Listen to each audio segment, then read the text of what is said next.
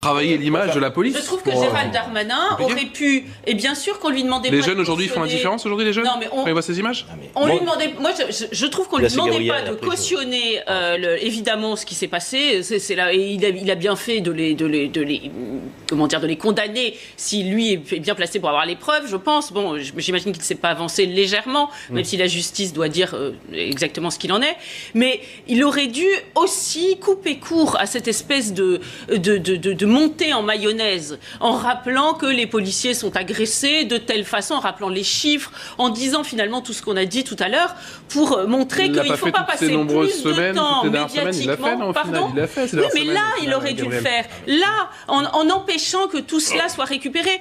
La police, il s'appuie quand même sur elle pour lutter contre l'islamisme, le terrorisme, etc. Il s'en sert, il fait un peu son Sarkozy quand même. Le Covid aussi. Et alors maintenant, eh bien, là aussi, il faut qu'elle la soutienne quand elle est dans l'adversité, et là elle se trouve être dans l'adversité parce qu'elle est mise en cause. Le risque, c'est que la prochaine fois, à chaque fois qu'il y aura une vidéo, quelqu'un qui se jettera à terre, etc., le premier réflexe sera de mettre en cause la police. C'est extrêmement dangereux. Mais c'est même pas ça. Moi, le problème, ce que je trouve, c'est que je reviens sur ce que je disais tout à l'heure, à savoir que je pense que Gérald Darmanin, hier, n'avait pas à aller sur le plateau de France 2 pour dire voilà ce que je pense et voilà ce qu'il mérite.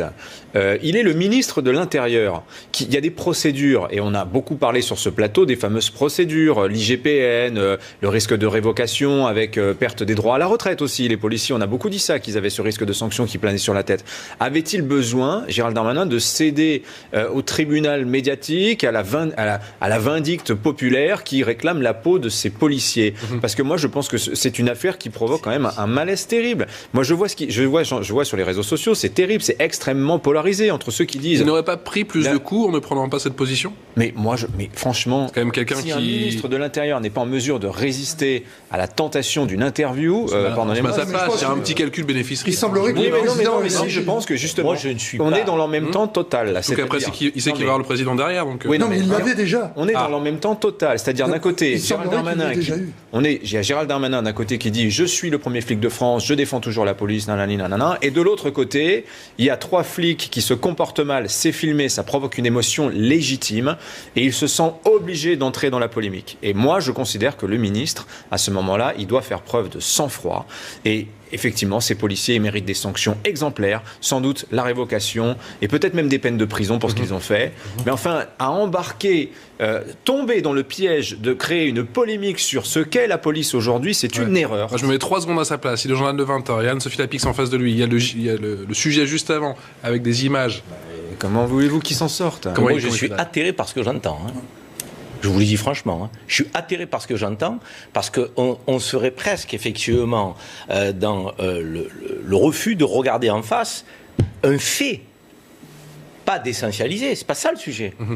Peut-être que certains ont l'habitude d'essentialiser sur d'autres questions et ils ont peur effectivement d'être pris au piège de l'essentialisation sur ce sujet en particulier. Moi, je suis à l'aise, j'ai jamais essentialisé quoi que ce soit. Je prends toujours les faits tels qu'ils existent. Quand il y a un terroriste, je dis que c'est un islamiste qui a porté l'acte, je dis jamais que je mets en doute la communauté musulmane. Quand il y a des jeunes de banlieue qui font des violences urbaines, je condamne les violences urbaines, mais je dis pas tous les jeunes de banlieue. Et quand il y a 3 policiers qui dérapent à caractère raciste, je dis pas toute la police effectivement porterait l'opprobre de ces comportements. Donc je suis à l'aise. Moi, je commente un fait.